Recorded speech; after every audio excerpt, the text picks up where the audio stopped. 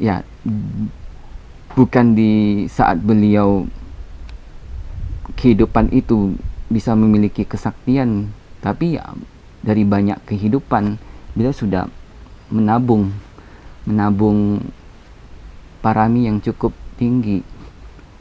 Kehidupan lampau beliau sudah memupuk latihan-latihan yang cukup keras sehingga ketika waktu mengkondisikan beliau mencapai, ya sangat gampang bagi beliau untuk memiliki atau mempunyai kesaktian seperti tersebut ya, seperti itu.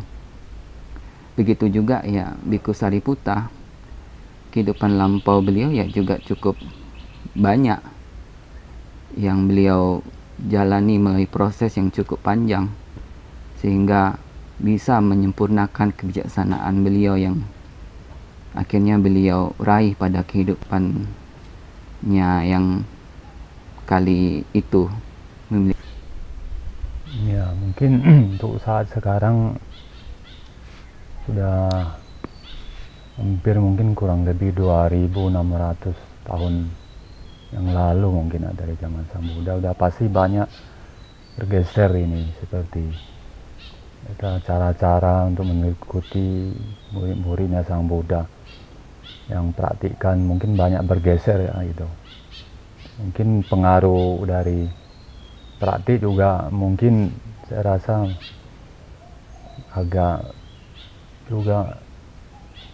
menjauh juga, walaupun itu memang sama dia punya teknik gitu, dia punya dasar itu, tapi tidak sedisiplin orang zaman Sang Buddha itu. Mungkin itu yang membuat zaman sekarang ini lebih berkurang dalam hal praktik itu, dan juga agak lebih lambat mungkin itu. Karena zaman dahulu memang parami masa lampau yang murid-murid Buddha itu lebih bagus dan lebih banyak. Di zaman sekarang pun lebih berkurang banyak, pasti berpengaruh itu lebih banyak juga itu. Jadi mengenai para thera mulia di zaman Sang Buddha, di mana riwayatnya juga sudah banyak apabila kita coba untuk searching atau mencari di buku-buku riwayat para sawaka, sawaka, sawika sekalipun juga ada. Di sini memang hampir semuanya itu begitu menarik untuk dipelajari, untuk diikuti teladannya. Yang masing-masing juga memiliki kelebihan yang masing-masing, tergantung dari bagaimana kita memiliki kecocokan. Sementara dari para bantenya cenderung lebih suka dengan Bante Pak Sariputta, Bante Mahamoggallana, Bante Mahakassapa, ya itu juga ada merupakan hak beliau. Tapi mungkin beliau juga kalau beliau melihat yang lain, beliau juga akan cukup menyukainya. Walaupun coba kita lihat seperti riwayat Biku Anggulimala, sekalipun beliau membunuh banyak orang sebelumnya, tapi ketika beliau telah menjadi biku, beliau juga memiliki kemuliaan yang luar biasa. Beliau bersedia rela dipukuli oleh banyak orang yang menaruh dendam kepada beliau karena saudara-saudarinya pernah dibunuh oleh beliau ketika masih sebagai seorang penjahat. Jadi ini merupakan hal yang sangat menakjubkan ya, untuk seorang yang benar-benar berbalik dari seorang penjahat nomor papan atas ya, kelas wahid, hingga menjadi seorang yang begitu bisa diam saja dipukuli.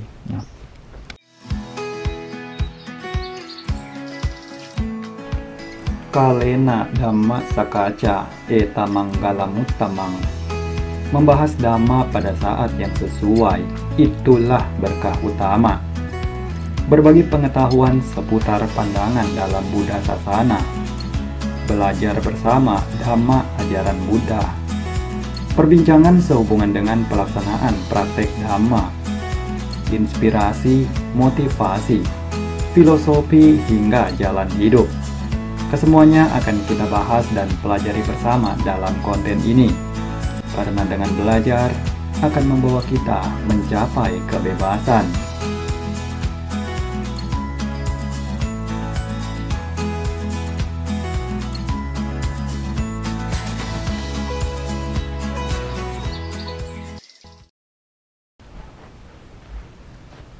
Ya. Namo Buddhaya, sahabat Dhamma dimanapun berada. Hari ini tanggal 26 Juli kita berjumpa lagi. Sabe satta bawande sukitata. Semoga semua makhluk berbahagia. Satu. Hari ini hari Jumat pertama ya, di dalam masa wasa untuk masa kaca kita, seperti minggu-minggu sebelumnya di setiap hari Jumat. Untuk hari ini juga kebetulan Luang Por akan datang ke wihara kita, ke Wat Tham Krong Pheng, untuk tinggal 3 hari. Walau dalam masa wasa dapat diizinkan seorang biku itu tinggal di luar dalam waktu tidak boleh lewat dari 7 hari atas berbagai keperluan seperti undangan salah satunya. Dan di sini Luang Por datang ke sini atas undangan untuk menerima kedatangan dari para masyarakat sekitar, penduduk sekitar Dong Buah Lampu ini. Kemudian untuk hari ini mungkin kita akan coba buka topik pembahasan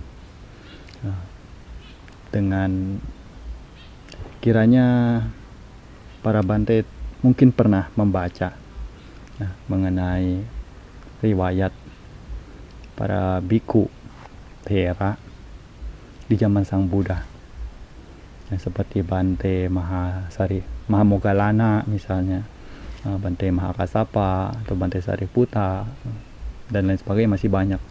Bahkan yang termasuk dalam Asiti Mahasawaka, yaitu 80 Mahathera mulia. Nah, itu ada 80 orang biku Thera zaman itu.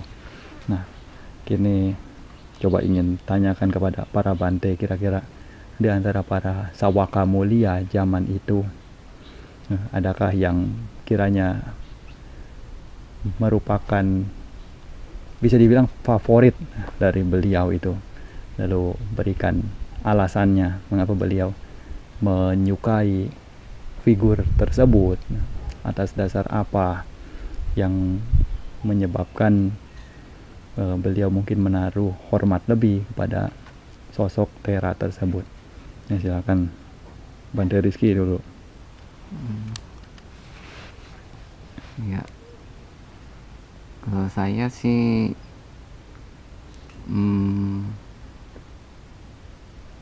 mengagumi Bante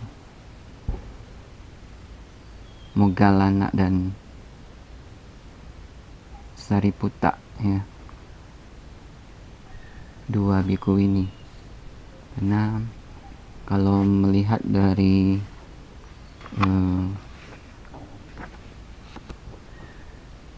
riwayat kehidupan biku Moggallana dan Sariputta, ya, biku Moggallana dia punya kesaktiannya, unggul di dalam hal kesaktian.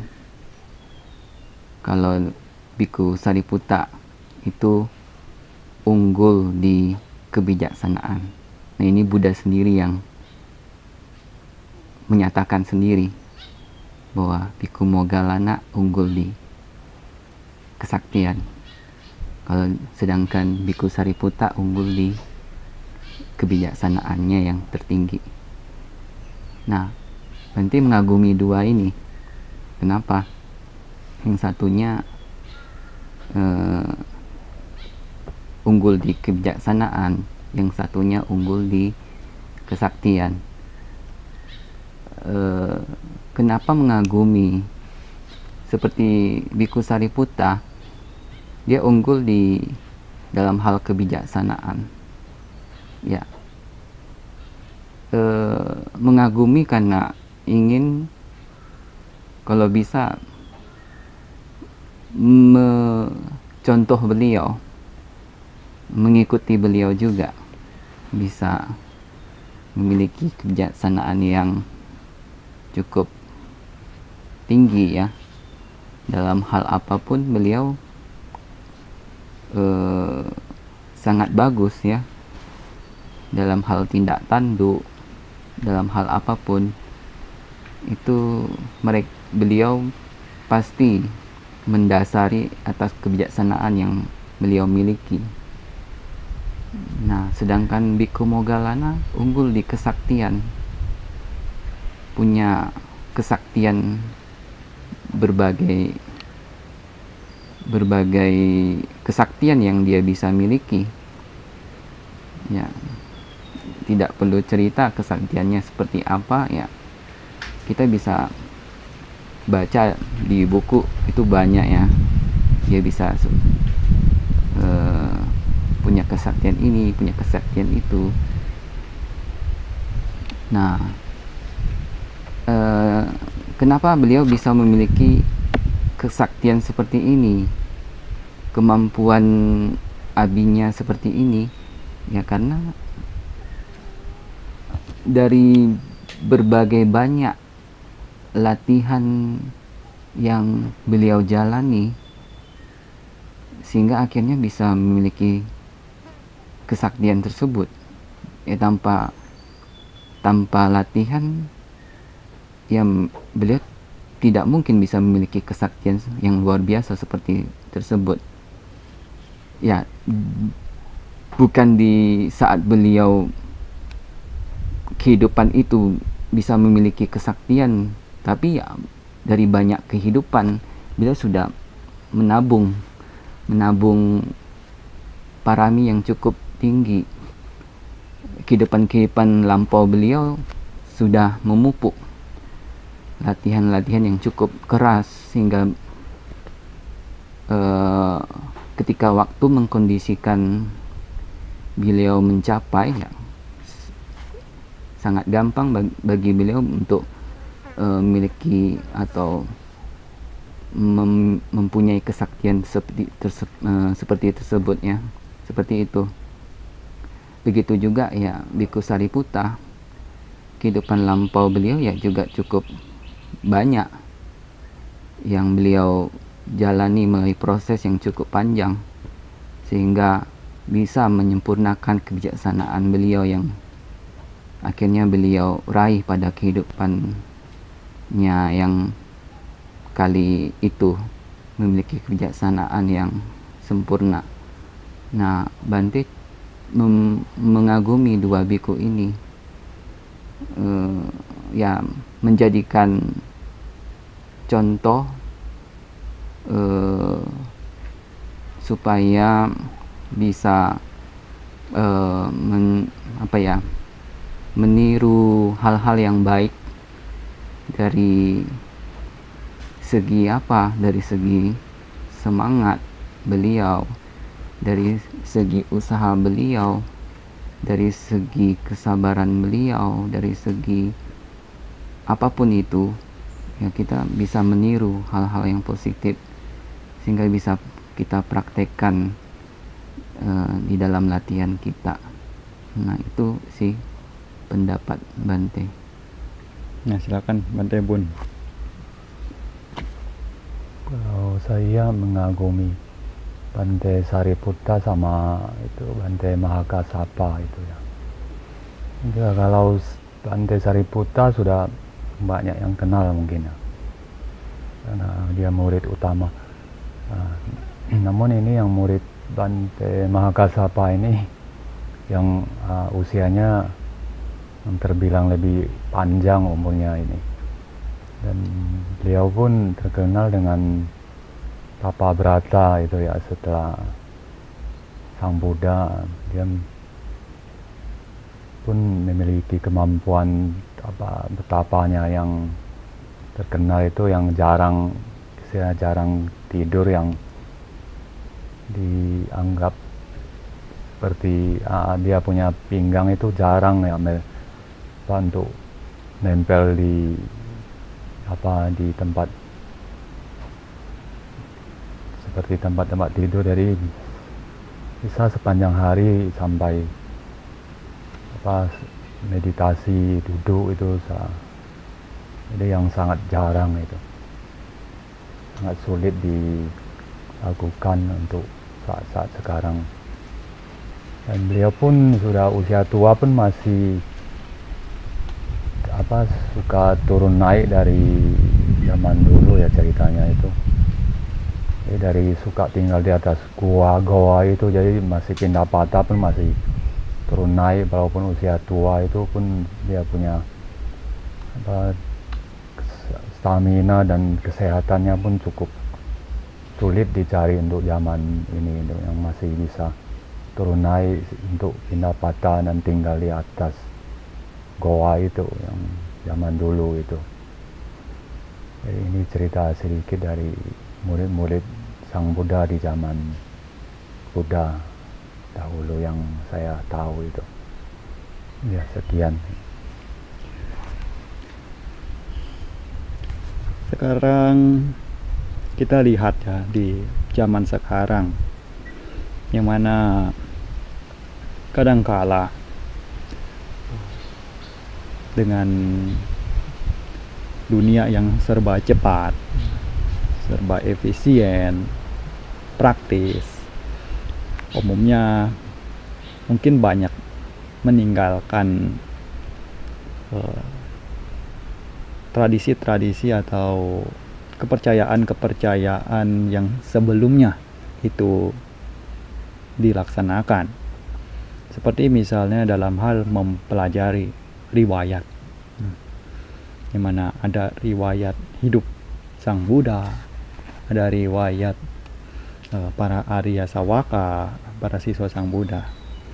Nah, di sini cenderung kita mungkin lihat ya sudah langsung praktek saja, tidak perlu mempelajari riwayat beliau buat pusing kepala. Nah, langsung praktek saja meditasi, juga hasilnya sama. Nah, sekarang dengan pandangan yang demikian, kira-kira menurut pandangan para Bante, adakah poin plus atau minusnya? Coba tolong dijelaskan bagaimana dampak positif dan negatifnya dari pandangan yang cenderung mulai meninggalkan atau tidak lagi peduli akan riwayat daripada Sang Buddha dan para siswa-siswa beliau yang termuat dalam kitab suci Tipitaka. Nah, coba silakan Bante Bun dulu. Ya, mungkin untuk saat sekarang sudah hampir mungkin kurang lebih 2600 tahun yang lalu mungkin dari zaman Sang Buddha, udah pasti banyak bergeser ini, seperti cara-cara untuk mengikuti murid-muridnya Sang Buddha yang praktikkan mungkin banyak bergeser ya gitu. Mungkin pengaruh dari praktik juga mungkin saya rasa agak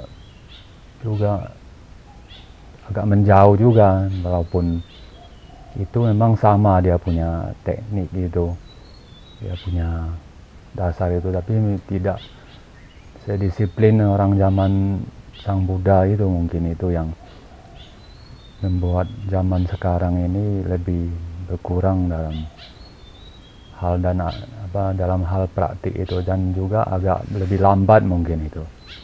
Karena zaman dahulu memang parami masa lampau yang murid-murid Buddha itu lebih bagus dan lebih banyak.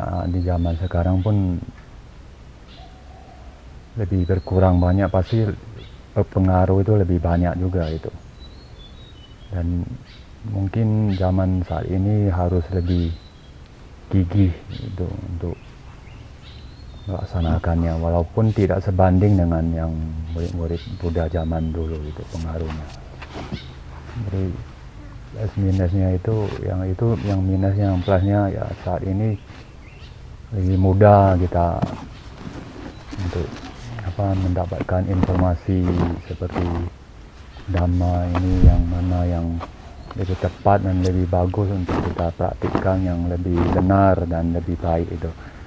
Nah, di situ aja informasinya, jadi tidak perlu kita capek-capek jalan seperti zaman dulu, harus jalan kaki. Zaman dulu kan tidak ada kendaraan, harus bertemu kuda, jalan kaki sampai berapa yojana yang dulu. Sekarang pun tidak perlu, kita tinggal buka seperti bacaan Google atau ada buku itu ada tertulis itu, dia punya cara praktik dan belajar dengan teman. Kalau kalian menamita atau guru yang bagus gitu, yang benar ajarannya, itu dia punya minus yang lebih bikin lebih mudah untuk belajar itu. Namun semua itu tergantung kita praktik aja itu. Mau maju atau mundurnya itu tergantung sendiri masing-masing. Ya, itu saja tanggapan. Dari segi Maaf ya, sahabat Dhamma. Biasa kalau kita hidup di alam banyak binatangnya. Nah, kalau pendapat saya, kita harus mengacu riwayat kehidupan Sang Buddha ya, riwayat Sawaka dari murid Sang Buddha. Kenapa? Karena kita tahu riwayat kehidupan Sang Buddha seperti apa, kita tahu riwayat kehidupan Sawakanya murid Sang Buddha seperti apa, kita bisa menjadi pedoman bagi kita untuk sebagai bahan, sebagai pedoman, sebagai pegangan bagi kita untuk praktek ajaran beliau, sehingga kita tidak ragu, tidak bingung, bahkan tidak tahu apa-apa gitu. Dengan kita bisa tahu keseluruhan riwayat Sang Buddha, keseluruhan murid-murid Sang Buddha, maka kita tidak ragu lagi. Kita tahu apa sih yang menjadi acuan dari ajaran Sang Buddha itu seperti apa. Kita menjadi tahu, sehingga kita tidak bingung lagi untuk mempraktekkan ajaran Sang Buddha dalam kehidupan sehari-hari kita. Nah, kalau menurut opini Bante sih, kita perlu tahu riwayat kehidupan Sang Buddha dan murid-murid beliau itu sebagai pedoman kita untuk praktek ajaran beliau. Karena tanpa riwayat kehidupan Sang Buddha, ya kita sebagai ibaratnya sebagai tanaman yang tidak utuh. Bisa dikatakan tanaman itu hanya muncul daunnya aja, tidak muncul bunganya. Nah, tanaman itu yang lengkap itu kalau bisa muncul bunganya, sehingga bisa sempurna, bisa kelihatan indah gitu. Nah, tidak di ajaran Sang Buddha aja, di agama lain juga mereka pasti mengacu ke riwayat kehidupan, misalnya riwayat kehidupan pembawa ajaran mereka. Mereka wajib tahu. Tidak ada satu pun di agama di saat sekarang itu tidak mengacu pada riwayat pembawa ajaran mereka yang terdahulu gitu. Bahkan mereka lupakan, tidak ya. Pasti mereka mengacu pada riwayat-riwayat pembawa ajaran yang terdahulu, sehingga bisa menjadi satu pedoman untuk mereka jadikan sebagai acuan dalam ajaran yang mereka praktekkan dalam kehidupan sehari-hari. Itu pendapat Bante.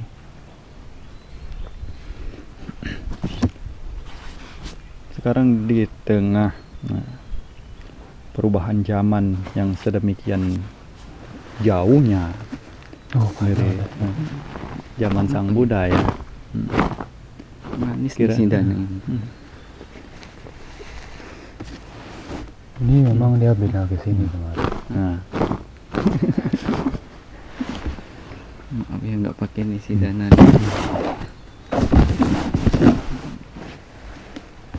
Kayaknya sidana manis ya.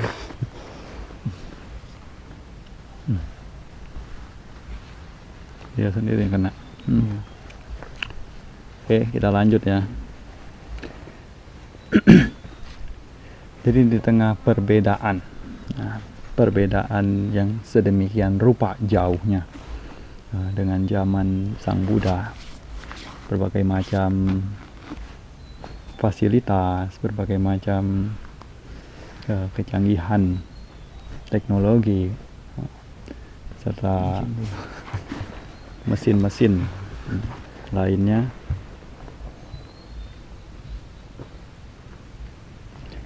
kira-kira pada zaman saat ini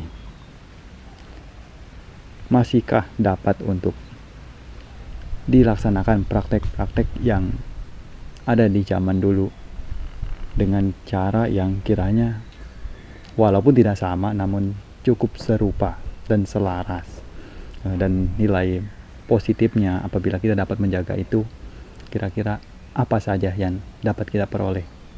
Biar Bante Bun jelaskan dulu. Sementara Bante Rizky masih sibuk dengan semut. Mungkin yang masih sama seperti dulu itu yang saya lihat tuh mungkin nilai-nilai seperti tudong yang diadakan di Thailand ya. Ini yang di Thailand itu masih berjalan dari jauh, dari satu desa ke desa. Mereka itu masih sering terlihat ketika kita hendak keluar itu di luar sana, masih sering lihat itu. Dari zaman Sang Buddha pun banyak murid-murid Buddha itu yang melakukan jalan kaki beberapa yojana zaman dulu itu, bahkan puluhan yojana. Dan di negara-negara Buddhis pun masih ada kental yang budaya begitu, berjalan gitu jauh ke hutan-hutan, dari situ yang nilai-nilai yang itu, dan praktiknya pun masih ada yang sedikit mirip gitu. Terus menjalankan winaya pun masih sama itu. Mungkin seperti nilai-nilai yang lain yang detail itu yang seperti zaman dulu mungkin ada beberapa yang tidak sama lagi, ada pasti itu. Karena zaman dulu tidak sama dengan zaman sekarang. Contohnya zaman sekarang biku-biku boleh pakai pegang handphone gitu. Jadi seperti pegang handphone pun zaman sekarang pun canggih, jadi tidak perlu pun seperti dulu. Jadi kalau bertemu itu kita harus berjalan kaki ya. Jadi saat ini tidak usah, jadi bisa menghemat waktu kita. Kita pun tinggal telepon, nah itu aja apa yang informasi yang kita ingin sampaikan kepada sahabat kita atau apa itu, ada mengenai apa yang seperti keluarga atau apa. Jadi zaman sekarang memang agak berbeda dengan zaman Buddha dulu di situ. Tapi nilai-nilai yang luhur yang lamanya pun masih ada sedikit banyak di zaman saat ini. Yang contohnya seperti tudong itu, yang seperti masih ada, masih banyak biku-biku yang melakukan meditasi bawana di bawah pohon, di hutan-hutan, di gunung, di goa masih ada itu. Itu seperti itu masih ada. Dan dhamma-dhammanya pun masih sama seperti dulu, itu masih juga tertulis. Itu semua juga tergantung tergantung dari praktisinya, bikunya itu, atau siapapun yang masih ingin ikutin yang hal begitu, itu tergantung dari masing-masing individu itu ingin praktiknya masih ikut yang seperti itu, atau ada yang masih ada yang bergeser lagi, ada melenceng gitu. Mungkin seperti itu, banyak perbedaan mungkin setiap guru mungkin agak beda, mungkin ada kesamaan juga. Ya, itulah informasi yang saya pernah lihat gitu. Ya. Nah, dari sih manfaatnya dari menjalankan praktek seperti yang ada di zaman Sang Buddha. Ya manfaatnya kita tidak lari dari rule yang sebenarnya, yang dari guru kita yang ajarkan, dari guru Sang Buddha yang ajarkan. Kita tidak lari dari rule-nya gitu. Itu manfaatnya. Ketika Sang Buddha mengajari ini, ya turun temurun murid beliau yang mengikuti itu loh, sehingga kita tidak lari dari ulur yang seharusnya gitu loh. Misalnya ada jalan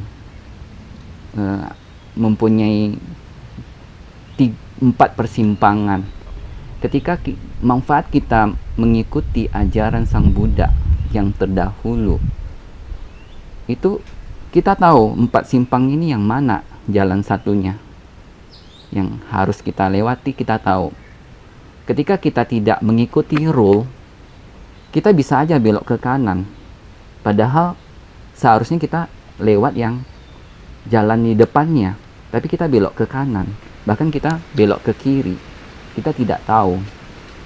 Kalau kita tahu ajaran terdahulu kita, riwayat kehidupan Sang Buddha kita mengajari kita harusnya seperti ini, kita tahu, oh jalan yang saya harusnya jalan yang di depan, bukan yang belok kanan atau yang belok kiri. Nah, itu manfaatnya sih menurut Bante.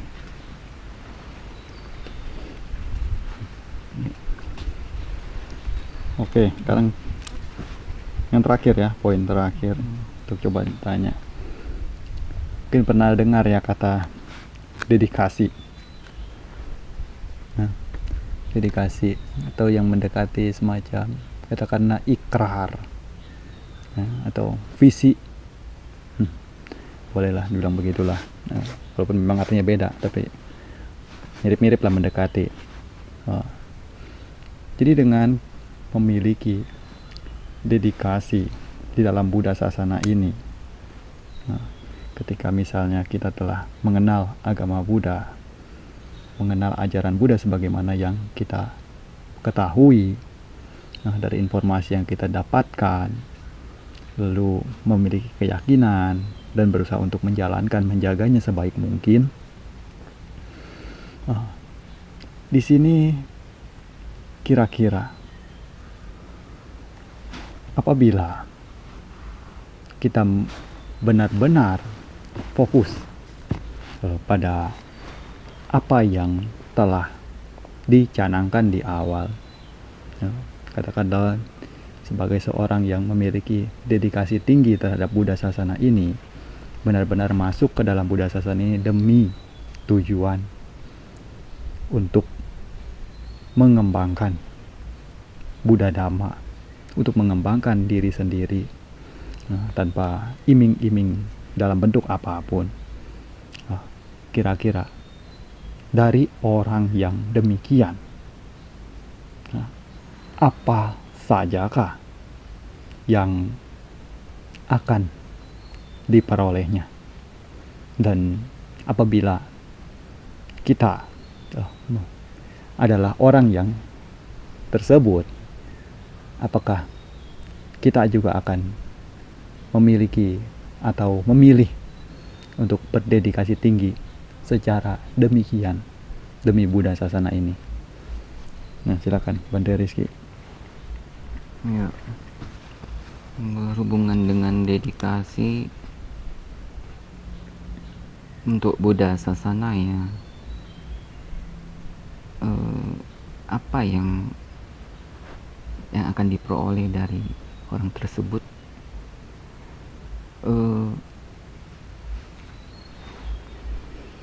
Sebenarnya banyak yang bisa diperoleh orang tersebut yang berdedikasi untuk Buddha Sasana ya.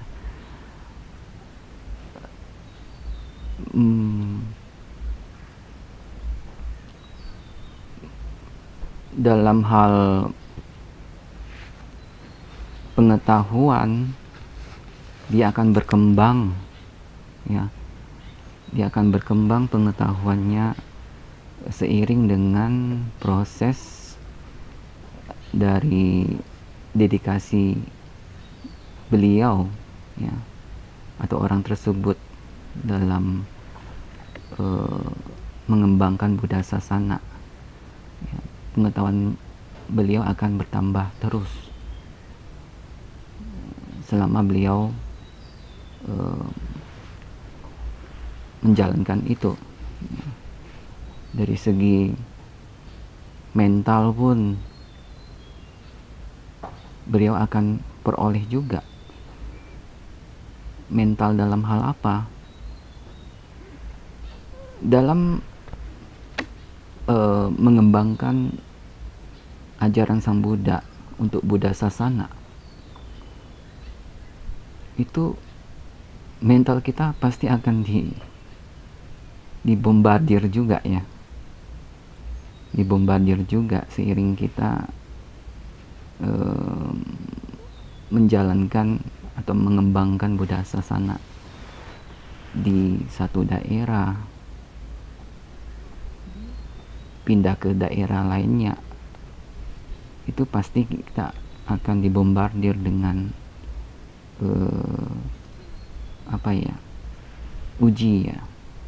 uji mental. Ketika kita menghadapi sesuatu di saat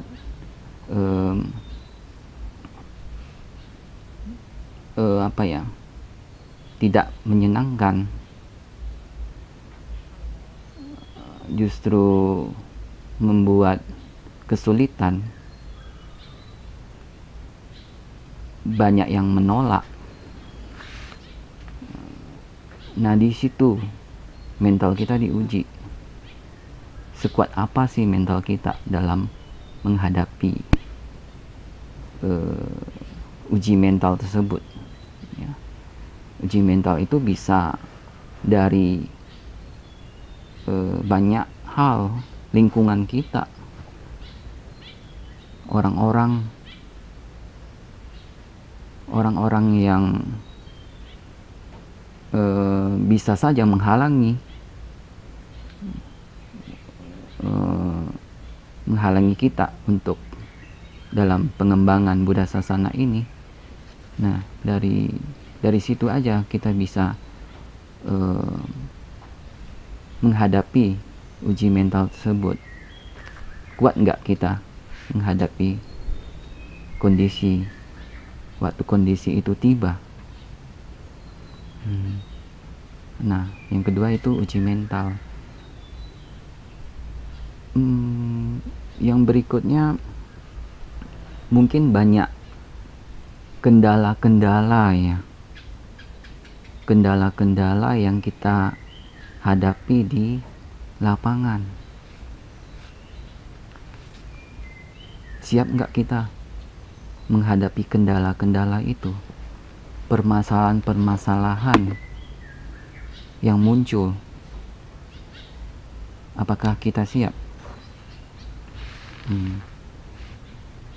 Nah, itu juga akan membawa seseorang menjadi matang ketika dia bisa melewati proses tersebut. Jadi sebenarnya banyak yang diperoleh ketika beliau mendedikasikan hidupnya untuk Buddha Sasana ya.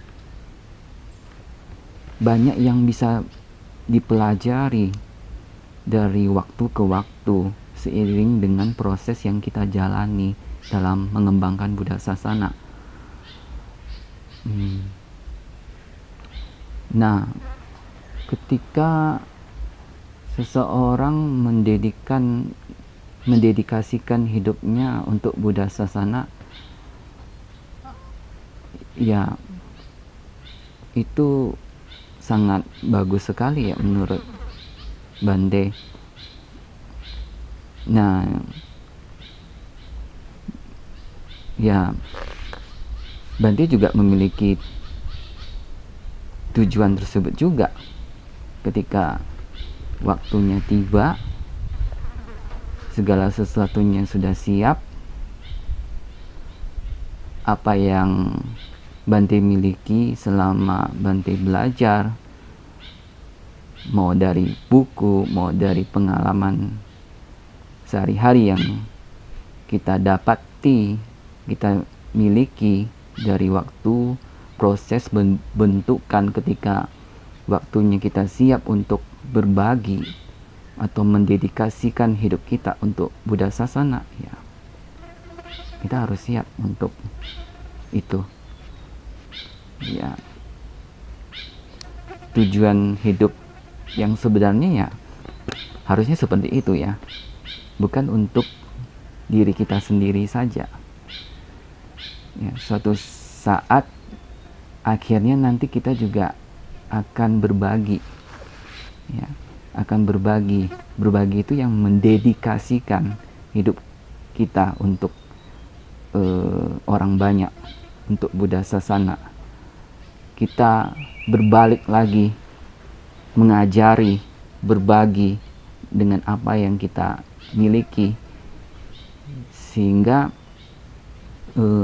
ajaran Sang Buddha itu tidak mati di situ, tidak punah di situ, tidak punah, akan tetap bertahan ketika kita bisa mengembangkan itu.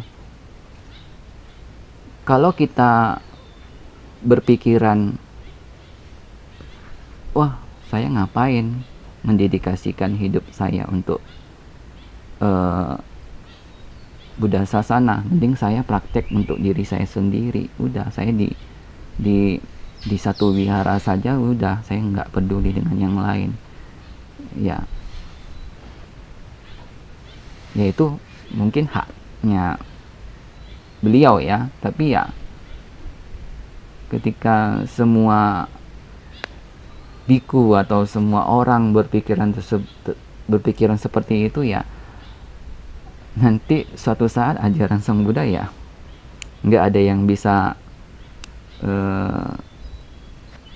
membagikan gitu, membagikan ke orang banyak, apalagi mendedikasikan hidupnya untuk orang banyak, mendedikasikan hidupnya untuk Buddha Sasana ya.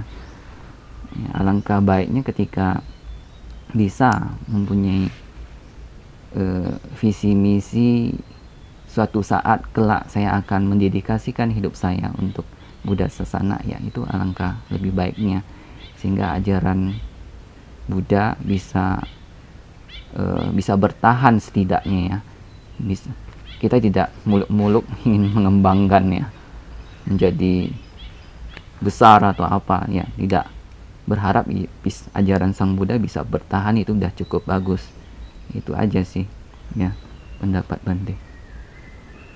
Bante pun Ya, yang saya lihat di sini yang patut saya pelajari adalah dari guru-guru yang banyak memberikan manfaat.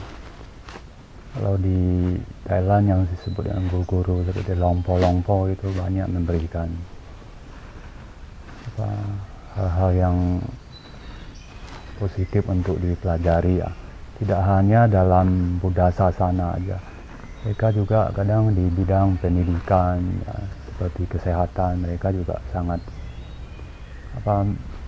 naruh perhatian juga di sana untuk orang banyak. Itu yang patut kita teladani, seperti saya sebagai biku juga ingin juga seperti memberikan dedikasi yang seperti itu, tapi apakah kita punya kemampuan atau parami, ya itu yang menjadi pertanyaan mendasar buat saya sendiri sebagai biku.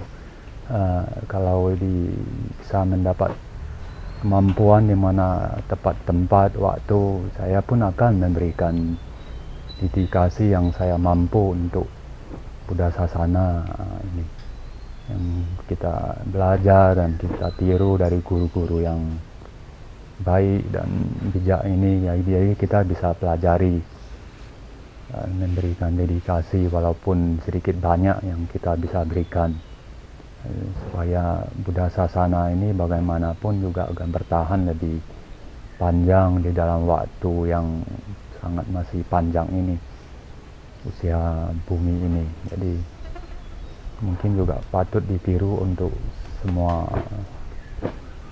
orang-orang yang bisa dia ikutin dengan dari guru-guru dalam hal-hal yang baik yang dia mampu berikan kepada dunia dan kepada masyarakat, kepada orang-orang yang banyak dia berikan ini.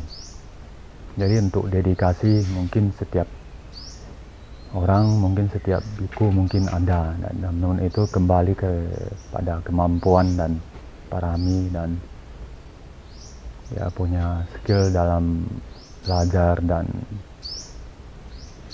keinginan dia itu dan cita-cita luhur dia itu seperti apa yang dia mampu untuk mengembangkan bunga Buddha Sasana ini sampai dia selesai dalam kehidupan ini. Jadi itu hal yang bisa kita petik dalam kehidupan sehari-hari juga itu. Jadi itu yang bisa saya berikan infonya. Oke, kini kita sampai pada poin kesimpulan untuk penutup dari pembahasan hari ini. Juga cukup banyak gangguan dari makhluk lain. Ini banyak makhluk lain. Semut, makhluk lainnya. Tidak tahu, mungkin semut tidak suka kita duduk di sini. Ya, tidak apa-apalah. Kita buru-buru selesai biar dia senang. Jadi mengenai para thera mulia di zaman Sang Buddha, di mana riwayatnya juga sudah banyak apabila kita coba untuk searching atau mencari di buku-buku riwayat para sawaka, sawaka, sawika sekalipun juga ada. Di sini memang hampir semuanya itu begitu menarik untuk dipelajari, untuk diikuti teladannya. Yang masing-masing juga memiliki kelebihan yang masing-masing, tergantung dari bagaimana kita memiliki kecocokan. Sementara dari para bantenya cenderung lebih suka dengan Bante Pak Sariputta, Bante Mahamoggallana, Bante Mahakassapa, ya itu juga ada merupakan hak beliau. Tapi mungkin beliau juga kalau beliau melihat yang lain, beliau juga akan cukup menyukainya. Walaupun coba kita lihat seperti riwayat Biku Anggulimala, sekalipun beliau membunuh banyak orang sebelumnya, tapi ketika beliau telah menjadi biku, beliau juga memiliki kemuliaan yang luar biasa. Beliau bersedia rela dipukuli oleh banyak orang yang menaruh dendam kepada beliau karena saudara-saudarinya pernah dibunuh oleh beliau ketika masih sebagai seorang penjahat. Jadi ini merupakan hal yang sangat menakjubkan ya, untuk seorang yang benar-benar berbalik dari seorang penjahat nomor papan atas ya, kelas wahid, hingga menjadi seorang yang begitu bisa diam saja dipukuli. Lalu kemudian kita poin berikutnya itu adalah mengenai plus minusnya dari meninggalkan atau tidak tertarik lagi dengan mempelajari riwayat yang ada, riwayat Sang Buddha dan para Arya Sawaka yang telah ada. Di sini memang kalau saya lihat, ini menurut saya tidak melihat ada sisi positifnya sama sekali dengan kita meninggalkan atau tidak lagi tertarik dengan riwayat. Karena biar bagaimanapun kita harus mempelajari apa yang menjadi riwayat. Bahkan untuk suatu negara, untuk bangsa yang besar pun, bangsa yang besar adalah bangsa yang mengingat akan jasa-jasa dari para pahlawannya. Artinya tidak melupakan sejarah panjang negaranya tersebut. Di sini juga tidak sama dengan Buddha Sasana, yang juga harus kita sesekali bila ada waktu melihat dan mempelajari tentang riwayat dari bagaimana Buddha Sasana ini berkembang atau mulai diusung. Lalu yang berikutnya lagi adalah dari bagaimana poin positifnya atau manfaatnya menjalankan praktek seperti yang ada di zaman Sang Buddha. Ya, contoh seperti misalnya pada saat ini kita menjalankan misalnya Pindapata. Nah, Pindapata di sini, itu termasuk cara praktek yang dijalani di zaman Sang Buddha dan kita juga jaga sampai saat ini. Ini merupakan hal yang tentunya sangatlah bermanfaat bila kita laksanakan, dimana ketika kita menjalaninya kita pun merasa memiliki kepercayaan diri lebih, memiliki keyakinan lebih, dan semakin lebih sayang disebutin sekarang. banyak Semakin lebih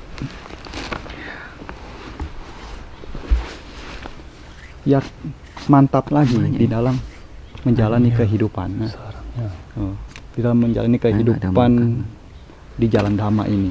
Nah, oleh karenanya dengan kita memiliki cara hidup yang mendekati tata cara praktek di zaman dahulu, kita pun akan menjadi seorang yang dapat dikatakan bijak dan tidak terlalu banyak menggunakan pembenaran-pembenaran atau membuat alasan-alasan.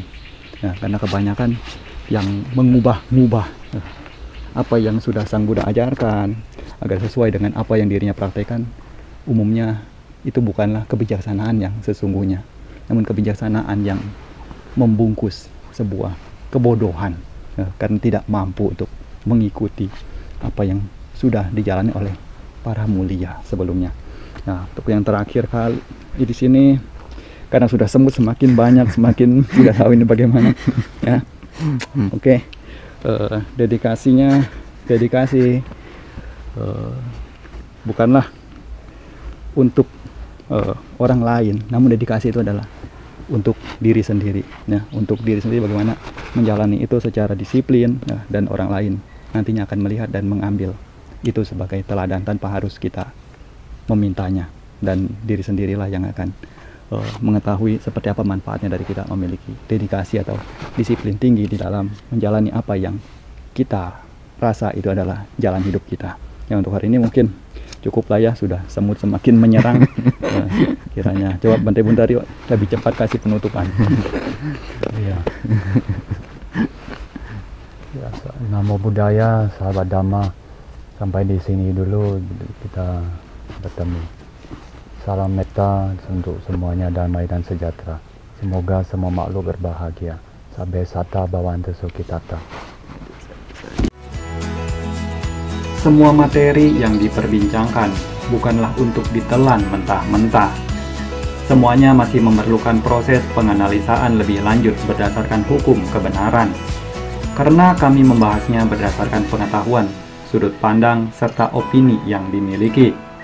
Dan tujuan terselubung yang sebenarnya terdapat di sini adalah untuk bersama-sama memacu ketertarikan para Buddha Mamaka dalam mempelajari Dhamma, serta saling mengasah kebijaksanaan. Semoga kita semakin menambah wawasan dan bertambah maju di jalan Dhamma. Susu sang labate panjang. Bersungguh-sungguh mendengarkan dengan baik akan memperoleh kebijaksanaan.